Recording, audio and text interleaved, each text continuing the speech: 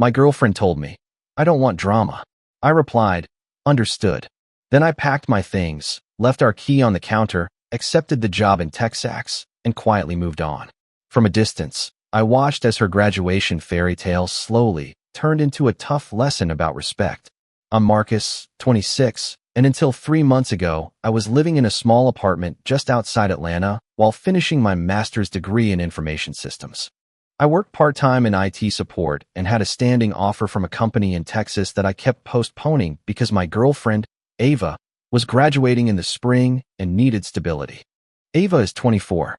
We'd been together just over 2 years. She was finishing her communications degree and treated her upcoming graduation like it was a royal coronation. Photo shoots booked, custom dress ordered, caption drafts written weeks in advance. We were living together in an apartment that was technically in both our names, but I handled most of the bills because she said she didn't want financial stress before launching her career. From the outside, we looked solid. She posted about building with my person and tagged me in stories about late-night study sessions. But behind the curated feed, the tone had shifted months earlier. It started small. She'd roll her eyes if I questioned her spending. Call me negative if I suggested we tighten up before her student loan grace period ended. She framed everything as me trying to control the vibe. Then the phrase showed up. I don't want drama, Marcus. She used it whenever I brought up anything inconvenient. Her texting some guy from her internship at 1 a.m., not drama. Her canceling our anniversary dinner because her friends wanted to go bar hopping. Not drama. Her joking publicly that I was lucky she hadn't upgraded yet. Definitely not drama. Any pushback from me? Drama. About 6 weeks before her graduation, I got a formal offer letter from the Texas company. Better salary. Relocation package. Real trajectory. I showed it to her that night, expecting at least a conversation. She barely looked at it. So what? You're just going to run off and leave right before my graduation.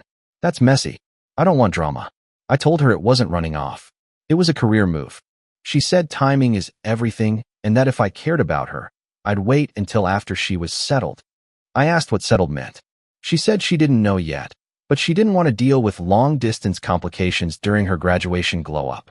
Glow-up. That was the word she used. A week later, we argued because I asked why she'd posted a picture with that same internship guy with the caption "Future Connections Matter." She said I was being insecure. I don't want drama, Marcus. If you're going to start, maybe we need space. That sentence landed differently. Because for the first time, it sounded less like a boundary and more like permission. And that's when I stopped arguing. So I started acting. Not dramatically, not passive-aggressively, just differently. The next time she said she didn't want drama, I nodded and said understood. That was it. No follow-up question. No defending myself. No explaining how basic respect isn't drama. I just removed friction from the equation. She seemed almost relieved at first. When she canceled our Friday dinner for a last-minute networking mixer, I didn't protest. I said have fun and stayed home working on certification modules for the Texas job. She gave me a suspicious look on her way out like she expected resistance. When she posted another filtered graduation countdown with the internship guy in the comments hyping her up, I didn't ask about it. I muted her stories instead. I stopped reacting, and I started preparing. I emailed the Texas recruiter and told them I was ready to accept the offer. Asked about relocation timelines, housing assistance, start dates. We locked in mid-June, 2 weeks after her graduation ceremony. I didn't announce that at home. At the apartment, I became efficient. I paid my half of the bills early, stopped covering her extras. When she ordered takeout, I didn't automatically Venmo her portion anymore. If she forgot to transfer utilities money, I reminded her once, not 3 times. The first time I didn't chase her about it. She actually noticed. You're quiet lately. Yeah. You good? Yeah. The thing about people who accuse you of causing drama is they get uncomfortable when there's none. A few days later, she tried picking a small fight about me not being excited enough about her graduation shoot. I'd simply said the photographer did a good job. That's it. That's all you have to say. I shrugged. Looks professional. She stared at me like she was trying to locate the button she used to push. Finally, she said it again. I don't want tension, Marcus. Understood. She actually blinked. That word started irritating her. Meanwhile, I began sorting my things quietly. Important documents into one folder. Clothes I hadn't worn in months into donation bags. I canceled the internet auto pay from my account and switched it to joint billing. She didn't notice at first. Then one night she asked if I was still planning on waiting about Texas. I looked at her calmly. I accepted the offer. The silence that followed wasn't loud. It was cold. You're serious? Yeah. She laughed once, sharp. So you're choosing a job over us? I didn't correct her. I just said, you said you didn't want drama. And that's when I saw the first flicker of something in her face that wasn't confidence. After I told her I accepted the Texas offer, she didn't explode. She recalibrated. For the next week, she became unusually affectionate. Random hugs while I was washing dishes. Sitting closer than normal on the couch. Posting throwback photos of us with captions about growth and loyalty. It would have been sweet if it didn't feel strategic. One night, about 3 weeks before graduation, she brought up a celebration trip she wanted to take right after the ceremony. Beach house with her friends. For days. Big send-off into adulthood. She said it casually. You'll still be here then, right? My start date in Texas was 2 weeks after graduation. I said, yeah, I'll still be here. She smiled like she'd secured something. Then she added, I just don't want anything messy during that time. Like no weird conversations about moving or whatever. I need this to be perfect. Perfect. I nodded. Understood. That word again. Her smile tightened. Around this time, I noticed something else. The internship guy, Ryan, started showing up more often. Not physically at the apartment, but digitally. Comments. Inside jokes. Subtle references that didn't include me. I didn't confront her. That would be drama. Instead, I started making logistics calls. I spoke to the leasing office and confirmed I could remove myself from the apartment lease at renewal with 30 days notice. I checked the fine print about early termination fees. I priced out a small storage unit in Texas for arrival. Then I began packing slowly. Not boxes everywhere. Just small, unnoticeable shifts. My books disappeared from the shelf. My extra shoes from the closet. The framed photo of us at last year's Christmas party went into a drawer. She noticed that one. Where'd the picture go? Thought I'd reorganize. Why? No reason. She studied me for a second like she was trying to decide whether to escalate. Then she said it. You're being weird. I shrugged. Just keeping things simple. No drama.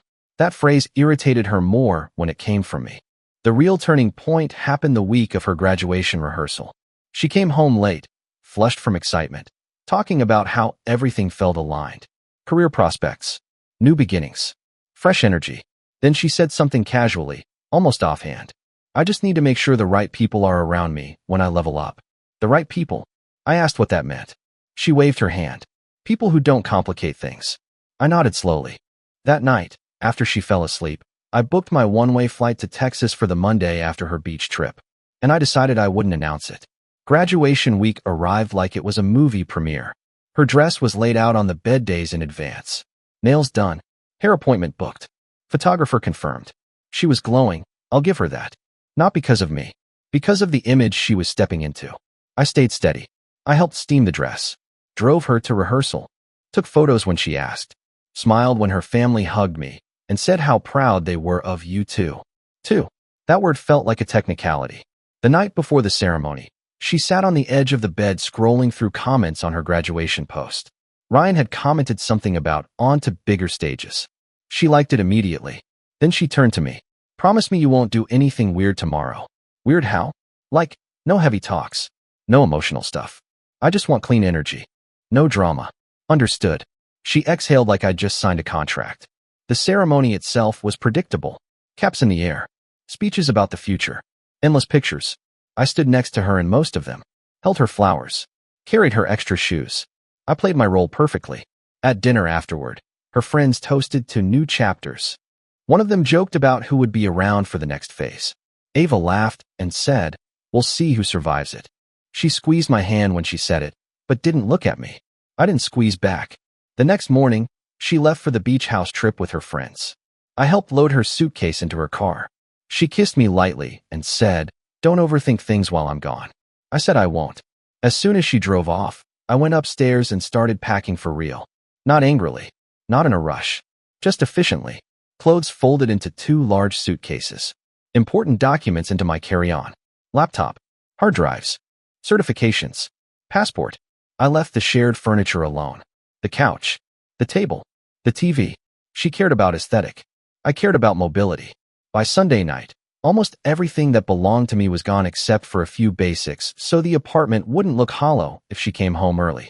Monday morning, I stripped the bed, washed my sheets, and packed the last of my things.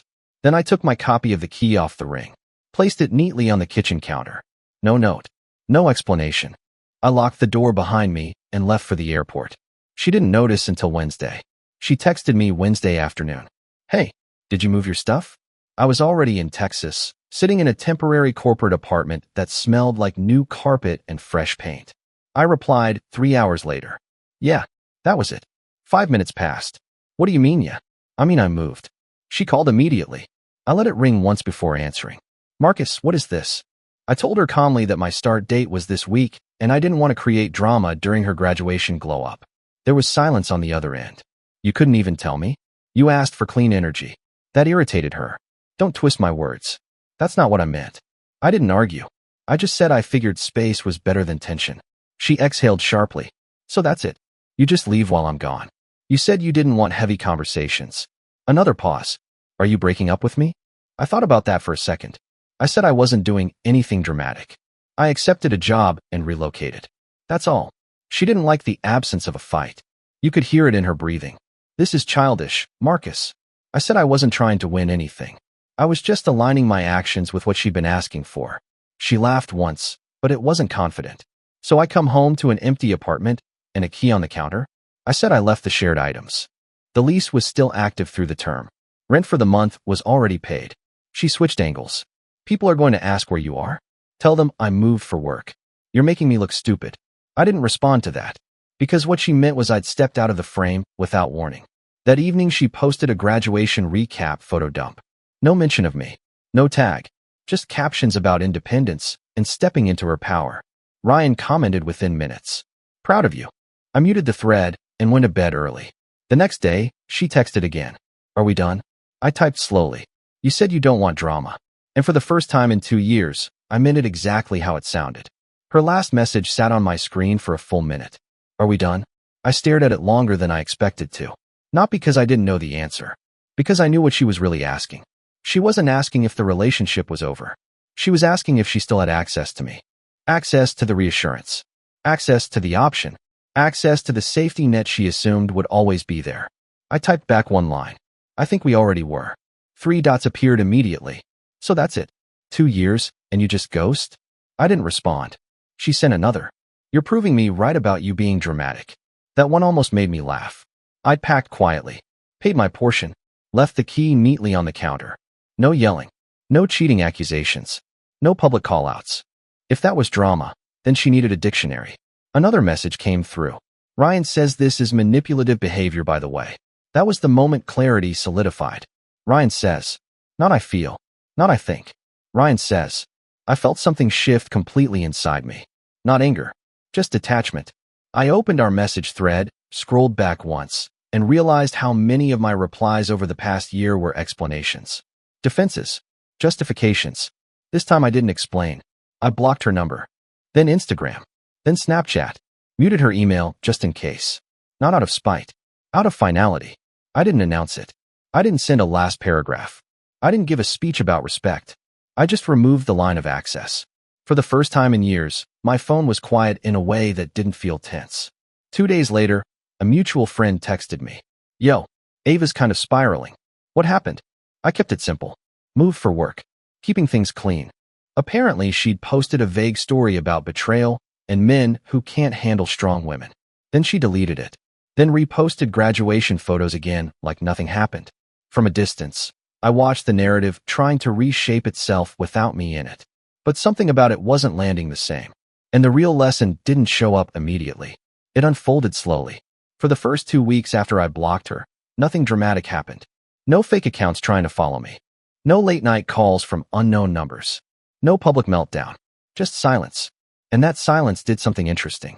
It forced her to build a version of the story without my participation. Through mutual friends, bits and pieces filtered back. Not because I asked. Because people talk. At first, she framed it as me being impulsive. Said I couldn't handle her stepping into a bigger phase of life. That I felt threatened by her success. Success was an interesting word, considering she didn't have a job lined up yet. Then the internship ended. Ryan didn't secure a full-time position either. That detail came up casually from a friend who still followed her closely. Apparently, the future connections she'd been hyping weren't translating into real offers. She'd assumed something would fall into place after graduation. It hadn't. Her student loan repayment schedule kicked in 30 days later. Rent renewal for the apartment was approaching. And for the first time since I'd known her, there wasn't a steady fallback sitting quietly beside her. One Friday night, a mutual friend FaceTimed me. "Bro, she thought you'd call by now." I asked why. He shrugged. "She said you always cave eventually." That hit different. Not because it hurt. Because it confirmed the pattern. She didn't think I'd leave. She thought I'd create just enough tension to prove I cared, then circle back so she could reset the dynamic. Instead, I'd removed myself from the board entirely. Around this time, I started seeing subtle changes in her online tone. The leveling up captions slowed. The graduation glow posts stopped. More generic quotes about growth through pain started appearing. Then one night, she posted something that stuck. "Sometimes silence says more than words ever could." I almost smiled at that. Because she was right. Silence had said everything. And from 800 miles away, I could see the fairy tale graduation narrative starting to thin. Not explode. Just thin. By month 2, the shift wasn't loud. It was practical. Her lease renewal came up, and from what I heard, she tried negotiating the rent down. The landlord didn't budge. Atlanta pricing didn't care about glow-ups. She'd always framed the apartment as ours, but I'd been the one pushing for upgrades. Better Wi-Fi, stable utilities, insurance coverage. Without that steady background work, things started slipping. A mutual friend mentioned she'd complained about how expensive everything suddenly felt. I didn't comment. At work in Texas, my life had stabilized fast. New team, structured hours, real paychecks, health benefits, a routine that wasn't tied to someone else's mood or social calendar. I didn't post about it. That was the part that confused her, apparently. Because I wasn't spiraling publicly. I wasn't subtweeting. I wasn't trying to win. Silence doesn't give people material to fight. About 6 weeks after graduation, I got an email from an unknown address. Subject line, "Can we talk?" I knew who it was without opening it. I read it once. She wrote that she'd been thinking a lot. That maybe things escalated unnecessarily. That she never wanted it to end like this. She mentioned how she assumed I'd at least check in after the beach trip. Assumed. That word again. She said she felt blindsided. Which was interesting, because I'd been clear about Texas for months. She just didn't think I'd actually choose it. I didn't respond to the email. Not out of cruelty, but because reopening the line defeats the boundary. A week later, another mutual friend told me Ryan had started seeing someone else. Publicly. Tagged photos. Soft launch captions. Apparently Ava didn't take that well. The future connections guy had future connected elsewhere. And for the first time, she didn't have a fallback narrative that made her look like she was in control. She'd built a graduation fairy tale around stepping into something bigger. Instead, she stepped into accountability. From a distance, I didn't feel satisfaction, just confirmation. And then something happened that made the lesson even clearer. About 3 months after I moved, something shifted publicly. Not in a dramatic meltdown way. In a slow, visible recalibration. Ava made a long Instagram post about post-grad reality. It was polished but noticeably different in tone. No crown emojis. No leveling up language. Just a caption about how transitions are harder than people admit. She mentioned unexpected changes. Learning who really supports you. Outgrowing versions of yourself. There were a lot of comments. But something stood out. No one asked about me. Not a single "Where's Marcus?" Because she'd spent weeks quietly editing me out of the narrative. That part didn't bother me. What came next did. A mutual friend called me one evening and said Ava had reached out asking if I was seeing someone new. I wasn't. But that wasn't the point. She didn't ask how I was doing. She didn't ask about the job. She asked if I'd replaced her. That question carried weight, because it revealed what she thought this had been about. She assumed the silence meant I'd moved on emotionally because someone else was filling space. It never occurred to her that I moved on because the dynamic was misaligned.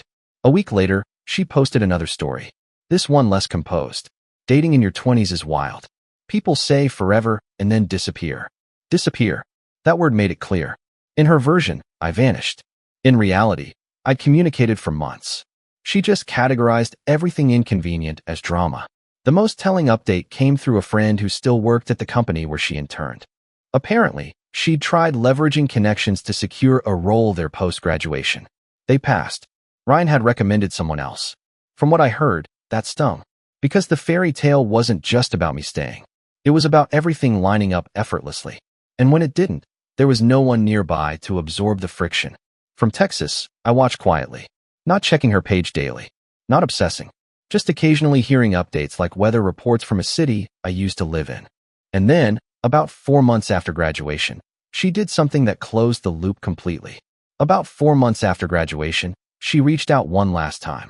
Not through email, not through a mutual friend, through LinkedIn, professional platform, public image, controlled tone. The message was short. Hey Marcus, I heard the Texas role is going well. Congrats. I've been doing a lot of reflecting lately. I handled some things immaturely. I hope you're doing well. No accusations. No Ryan references. No passive aggression. Just measured.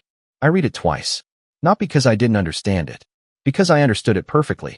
Reflection usually shows up when reality sets in. From what I'd heard, she'd taken a contract marketing role.